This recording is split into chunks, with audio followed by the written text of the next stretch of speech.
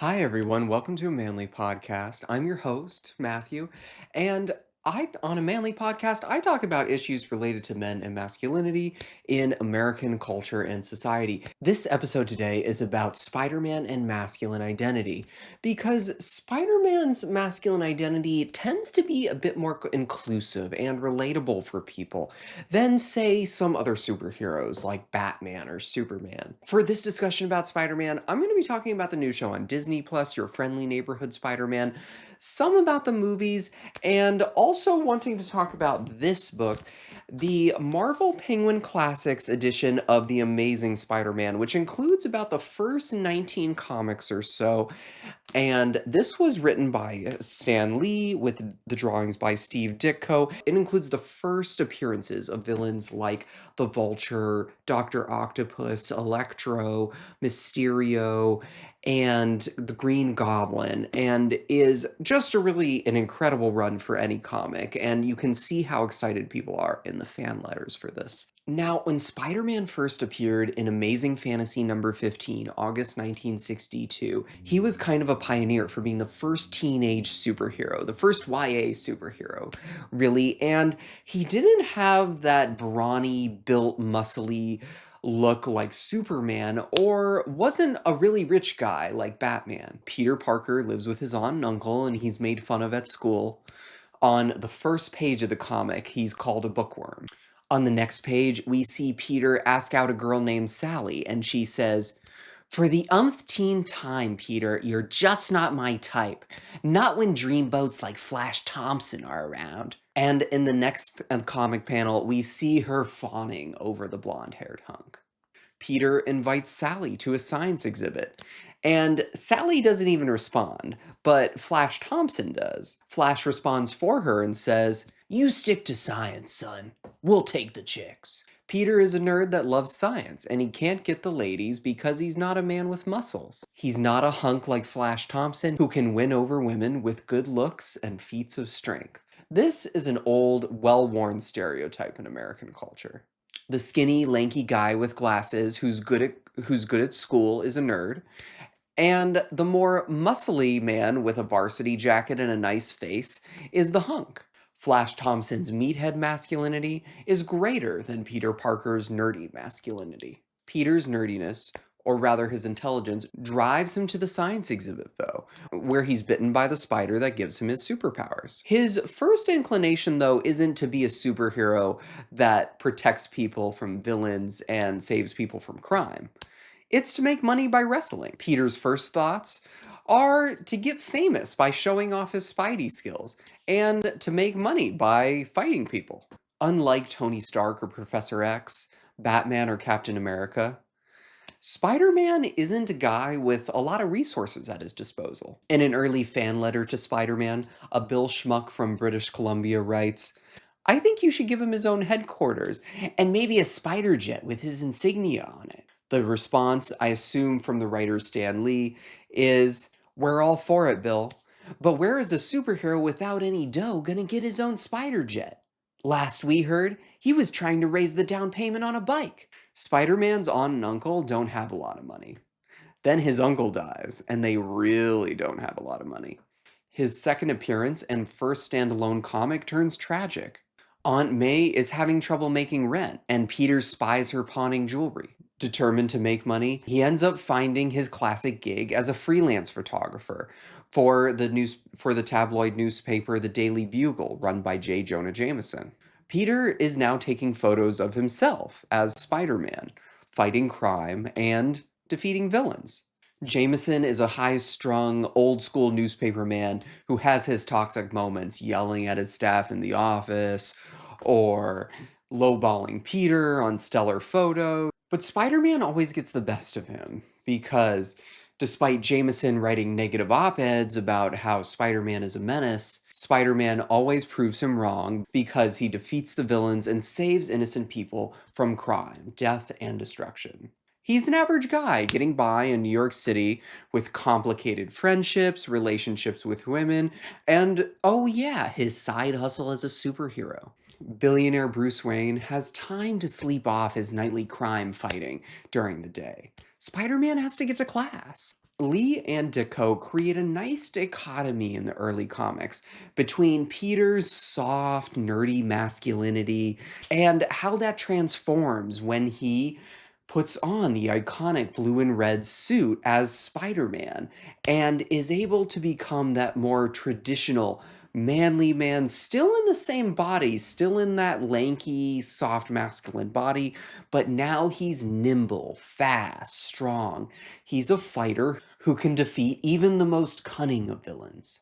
There are many scenes in the early comics where he shows his softer masculinity. In Spider Man 14, for instance, the first appearance of the villain, the Green Goblin, the Goblin devises a plot. He's going to get Spider Man to sign up for a film with a Hollywood producer, and along with this group called the Enforcers, they're going to attack and kill him on a remote film shoot location in New Mexico. Spider Man does agree to appear in the film, but Peter Parker's only a senior in high school. He has to get his aunt's permission to go shoot this film. He promises to dress warm, eat 3 good meals a day, and take his allergy pills every morning. Please, Aunt May, this means so much to me, he says. She agrees, but skeptically, and reminds him of how fragile he is. In Spider-Man number 7, Peter Parker hits it off with J. Jonah Jameson's secretary, Betty Brant.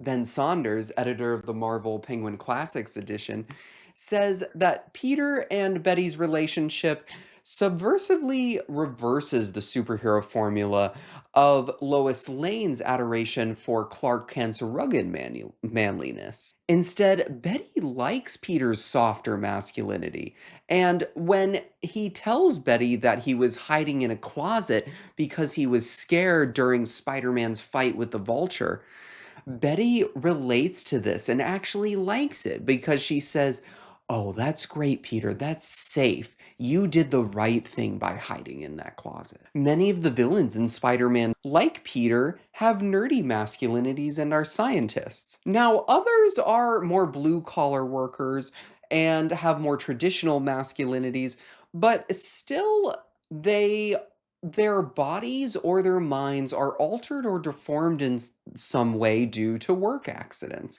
Dr. Kirk Connor is a giant lizard, and Dr. Otto Octavius, who has 8 steel titanium tentacle arms attached to the back of him that he can control with his mind, are both disgruntled researchers who become monstrous through experiments gone wrong. They have their funding pulled for some reason, and then they choose to do a drastic experiment. They can no longer now be respected for their work and have reputations as scientists. They are very passionate researchers, though. And now that they have these new superpowers, they take extraordinary measures to continue their work. Often they put people's lives at risk.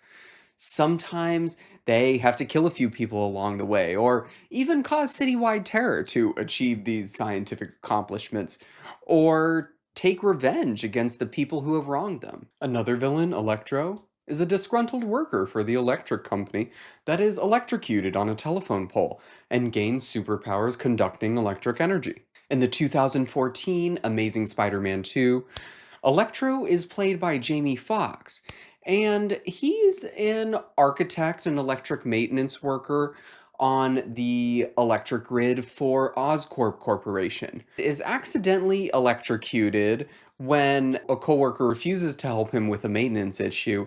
There is a racial commentary throughout the film about how people of color in corporations and companies are unseen or overlooked maybe in their jobs, even though they make important contributions. Another villain, Mysterio, is a disgruntled special effects worker on a film set. He uses his skills and tricks in special effects to try and defeat Spider-Man after studying his powers. I feel like Mysterio is kind of the biggest nod to the form of comic and film-like storytelling because of the illusionary nature of the villain, of how fiction creates this magical escapism that that transports us into another place, but also gives us social and cultural commentary at the same time. What we learn about Spider-Man when his villains push him to the edge or he considers not being Spider-Man anymore is that this kind of nerdier, softer masculinity pushes him to improve and learn and grow as a person. It's what allows him to become a better Spider Man, a better fighter and protector of New York City. And it's also something that for us as an audience is more relatable. Many superheroes hold their masculinity a little too close to their chest. They're too stoic, too mean. They're too tough and they have that don't mess with me attitude like Wolverine or Batman or Captain America. Spider-Man tends to be more of just a regular guy, and Spider-Man superhero films tend to have strong romances or love stories in the films because he's an everyday guy with real relationships. The story of the romance, Spider-Man's happiness in the film, grows directly in relation to the villain's growing grudge, growing hatred against him. And this is a well worn recipe for a good Hollywood film. In the first comic, Amazing Fantasy number 15, Peter wins $100 at his wrestling match and is very pleased with himself. A comic panel shows a thief running by him while a security guard chases. The security guard asks why he didn't trip him. Spider Man says, "Sorry, pal, that's your job. I'm done being pushed around by anyone. From now on, I just look out for number one, and that means me." In the first Spider Man film, with Spider Man played by Tobey Maguire, he wins his wrestling match, and the wrestling event slash promoter ends up stiffing him. Just a few moments later, the wrestling event promoter is robbed, and the thief runs right by Peter. The guy asks why he didn't stop him, and he says, "Sorry, not my problem, pal." This moment in Spider Man's origin story is his first and most important lesson because that thief ends up killing Uncle Ben, bringing tragedy to his aunt's life and more trauma to his. I remember one of the marketing taglines for the first Spider Man film was, "With great power comes great responsibility." Through the grief and sadness that comes with losing his uncle, Spider Man learns that he has to use his powers for good. He can't use them recklessly for just making money or showing off his powers for fame. He starts choosing instead to use his powers selflessly for other people. Even though in the early comics, J. Jonah Jameson threw op eds that sway public opinion negatively among New Yorkers, Spider Man is resilient and he still believes that he has an opportunity to prove himself among the people of the city and that he can be someone who defeats villains others are overwhelmed by. He feels like he has a responsibility to his community to make it a safer, happier place. The Amazing Spider Man films with Andrew Garfield really emphasize Spider Man's role as a positive and inclusive masculine role model. In Spider Man Homecoming, where Spider Man's played by Tom Holland, his nemesis in that film, the Vulture, played by Michael Keaton, topples a concrete building on top of him. Spider Man at this moment screams out with anguish, unable to move. He is stunned because the Vulture has tricked and trapped him. He calls for help. He feels like giving up, but then he hears Tony Stark's voice, who is his mentor in this film. And the voice echoes and it says something like, "If you don't believe in yourself without the suit, then you don't deserve it." Because earlier in the film, he was given a fancy Spider Man suit and used it irresponsibly, and then Tony Stark took it back. In this moment, we feel Spider Man find that self belief that he needs to get out of the rubble and go and defeat the Vulture. He finds the confidence he needs to be comfortable in his masculine identity. He doesn't need to try and be something he's not. He's comfortable and confident in his masculine identity and just needs to be himself. The newest animated films and the newest show on Disney Plus, Your Friendly Neighborhood Spider-Man, that just came out, is bringing the superhero to a whole new generation with more inclusive expressions of masculinity and people of diverse backgrounds. Peter Parker is a high school student again, but this time around, the origin story happens right outside his high school as Doctor Strange comes through in a time portal, and at the same time, a spider slips through and onto the back of Peter's neck. The colors are so vibrant and rich in this new animated show that it really brings a depth to New York City. And it also brings a depth to the characters' body language and emotional expressions. The show sets up the genre trope of the the hunk meathead masculinity versus Peter's softer, nerdier masculinity, but then subverts it with deeper characters and more nuanced expressions of masculinity. Peter has a crush on the girl Pearl Penguin, but Lonnie gets there first and asks her out to the dance. Pearl accepts. She likes Lonnie, and there seems to be a chemistry between the two. Lonnie is the high school quarterback, but he's not your typical high school quarterback. He's also smart at science and math. He seems to feel a little awkward around Peter because he knows that Peter likes Pearl, and Peter is a little jealous. He's a little insecure around him. And I think Lonnie even feels a little guilty, maybe. Lonnie doesn't understand Peter's jealousy, though. Lonnie's black, and we see him take the subway home where a mother and child eye him suspiciously. We hear him get off the subway, walk the few blocks home in Harlem. There's a window smashing, there's a bottle smashing somewhere, people yelling, cops with not sirens but lights on eye him suspiciously. He is sad, depressed on this journey home. But then, once he gets home into the safety of his house, he perks right back up. He is surrounded by family, looking forward to dinner that his mom cooked. And he tells her about how he can fix a part on her car so she doesn't have to pay a mechanic to fix it.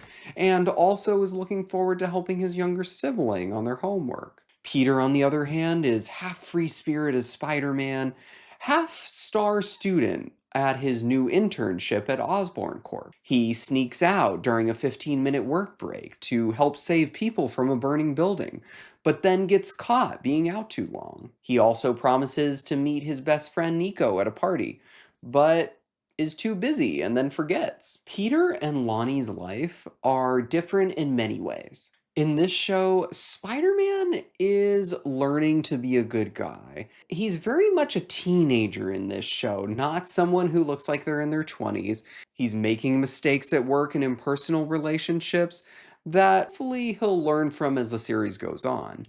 At the end of episode 2, Peter is summoned to CEO Norman Osborn's office, where he's praying that he'll get to keep his internship, but it turns out Norman Osborn has caught him on surveillance footage changing into his outfit as Spider-Man. Now, I know people have strong opinions about Marvel, and the MCU does get confusing, constantly changing and revising their storylines. For me, though, I love adaptation.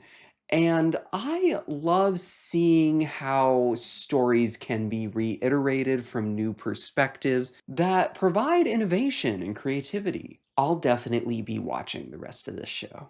One thing that came to mind for me writing this is how narrow our definition of masculinity in mainstream American culture and society can be. Because Peter Parker doesn't fit that, but he's still a heteronormative, cisgendered white man. I mean, I was basically the same as Peter in high school too, but when I went to high school, it wasn't the 1960s either. You know, everyone in my high school wanted to get into good colleges, and how smart you were didn't necessarily sway people's perceptions or determine people's perceptions of your masculinity. But definitely, if you were an athlete, if you played football or baseball, you were seen as more masculine than a scrawnier guy like myself. Our narrow definitions of gender box people into corners of trying to fit into these traditional ideas of masculinity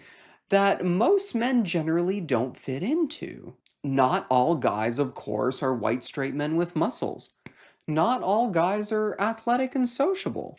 Some are lanky. Some have muscle. Some are introverted. Some enjoy having a lot of friends. Some like being funny, and some like being serious.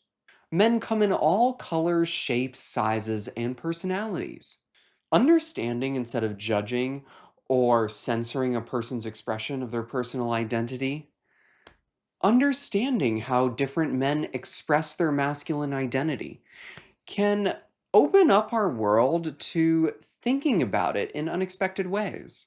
In other words, don't be the meathead Flash Thompson bullying Peter. I mean, the irony is Flash Thompson actually loves Spider Man and has created his own Spider Man fan club. I have a feeling that Stan Lee and Steve Ditko enjoyed their digs at toxic men. Spider Man today is one of the most popular superheroes in the world. And what that says to me is that masculinity and masculine identity isn't so much determined by our looks and appearance as much by our character and actions. Spider Man jokes with his enemies even when he's outmatched. He protects and saves New Yorkers from crime. And he's well intentioned with family and friends. Peter and Spider Man aren't perfect, but they're good guys who try to put kindness and happiness back out into the world around them. Thanks so much for taking the time to watch or listen to this episode of A Manly Podcast. Please like and subscribe here on YouTube or listen wherever you get your podcasts. I talk about a topic related to men and masculinity each week. On my next episode, I'll be talking about masculine identity at the Super Bowl. Till next time, bye!